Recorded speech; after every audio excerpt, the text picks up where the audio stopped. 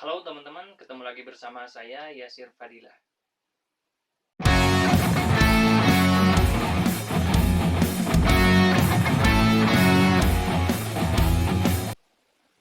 Pernah nggak kamu ngerasa hopeless atau putus asa? Coba ingat-ingat kapan terakhir kali kamu ngerasa hopeless. Kapan waktunya, di mana tempatnya, dan waktu itu kamu bersama siapa. Saya tahu ini perasaan yang nggak enak ya. Saya nggak bermaksud buat bikin kamu sedih atau gimana, karena saya yakin kalau apapun yang terjadi di hidup kita, entah itu baik atau buruk ya, pengalaman baik atau buruk, ya itu adalah bagian dari hidup kita. Nah, untungnya kita bisa mengubah pengalaman yang buruk atau perasaan yang buruk waktu dulu di masa lalu menjadi lebih baik gitu dengan cara eh, merombak struktur dari pengalaman itu atau perasaan waktu itu, dan juga dengan mengubah makna dari perasaan itu atau pengalaman itu. Salah satunya adalah perasaan hopeless. Ya, mari kita rombak strukturnya dulu ya. Contohnya pengalaman saya sendiri ya, ketika merasa hopeless. Jadi dulu saya sempat ngerasa hopeless ketika saya ngerjain skripsi atau tugas akhir. Strukturnya kurang lebih begini. Waktu kejadiannya adalah ketika saya ngerasa stuck gitu. Saya ngerasa buntu, nggak nemuin ide buat uh, diketik gitu. Buat apa ya? Mencari kata-katanya itu susah. Terus tempatnya adalah ketika saya sedang mengerjakan itu di ruangan saya di kamar. Nah, terus waktu orang yang ada bersama saya waktu itu nggak ada ya, jadi saya sendiri ketika sedang sendirian. Nah, dari situ kita bisa tahu nih strukturnya atau polanya.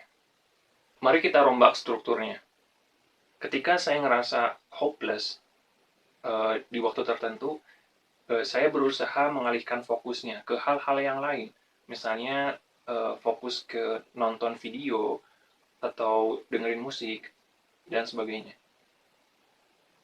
Terus ketika saya ngerasa hopeless di tempat tertentu, ya ketika saya berada di kamar, saya berusaha mengalihkan fokusnya ke tempat lain. Jadi saya berusaha pindah ke tempat lain di mana saya lebih apa ya, lebih fresh, di mana saya nggak ngerasa hopeless.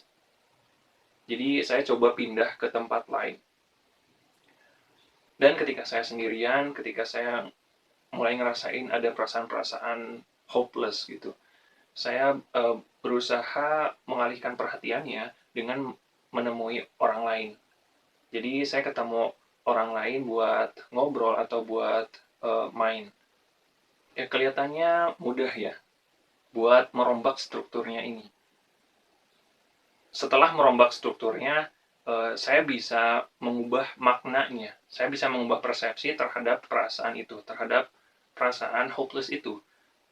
Ya, salah satu caranya dengan menanyakan pertanyaan-pertanyaan seperti apa sih pelajaran yang saya dapat dari merasa hopeless ini, dari perasaan hopeless ini.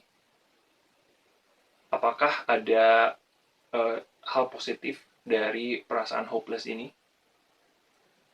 Kira-kira apa manfaatnya dari perasaan hopeless ini?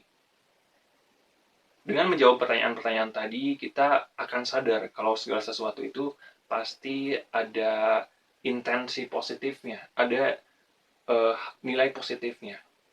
Ya, meskipun itu pengalaman yang buruk ya, tapi pastinya ada pelajaran yang bisa kita dapat yang tujuannya untuk bikin kita jadi lebih baik lagi dari sebelumnya. Nah, di sisi lain, perasaan hopeless ini bikin kita males buat ngapa-ngapain gitu. Yang akhirnya mengubah rutinitas hidup kita.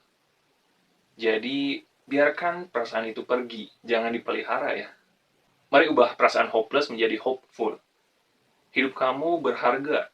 Jangan biarkan satu hal negatif, satu perasaan negatif mencuri kebahagiaan kamu.